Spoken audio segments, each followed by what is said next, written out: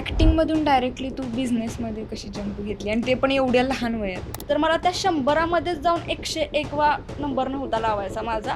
तर आमच्यामध्ये मी एवढी हट्टी आहे, सगळ्यात हट्टी आहे, की मला जे पाहिजे ते मी कन्व्हिन्स करून त्या माणसाला करूनच घेते त्याच्याकडून, की मला खूप मोठे ॲक्टर बनायचं आहे आणि चांगले ॲक्टर बनायचं आहे. मग मी तिथून येताना असंच करून चालत होते अख्ख्या रोडनं, प्लीज मला कॉल आला पाहिजे की तुझं सिलेक्शन झालं. पिंजरा ओपन होतो आणि पक्षी उडणारा येतात पूर्ण ढगात, तसं झालेलं माझ्यासाठी. पण तिथं जायचं म्हटलं तर पहिल्याच पायरीवर एवढे घाण लोक बसलेत, मग पुढचा प्रवास मी कसा करणार आहे?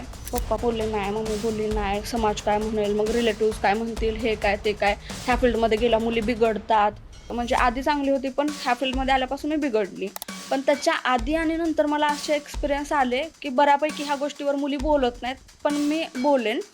मुली जेव्हा कास्टिंग डिरेक्टर मला भेटल्या ह्या फील्डमध्ये, तर त्या काय बोलल्या की प्रोड्युसर थोडा थरके आहे, डिरेक्टर थोडा फ्लर्ट करेल, थोडं कॉम्प्रोमाइज करायला लागेल, थोडं ॲडजस्ट करायला लागेल. आजकालचे कास्टिंग डिरेक्टर ना स्वतःला देव समजतात. आम्ही काम देतोय म्हणजे आम्ही जे म्हणाल ते तुम्ही केलंच पाहिजे. अरे राहून दे, नाही करायचं असलं काम. परत तो मला बोलला की तू परत याच फील्डमध्ये येणार आहे, तुला पण ॲक्टरच व्हायचं आहे.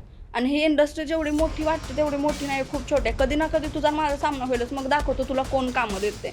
आणि आत्तासुद्धा माझ्या ओळखीतल्या बऱ्याच मुली आहेत ज्या ह्याच्या आहारी गेलेत आणि जातात.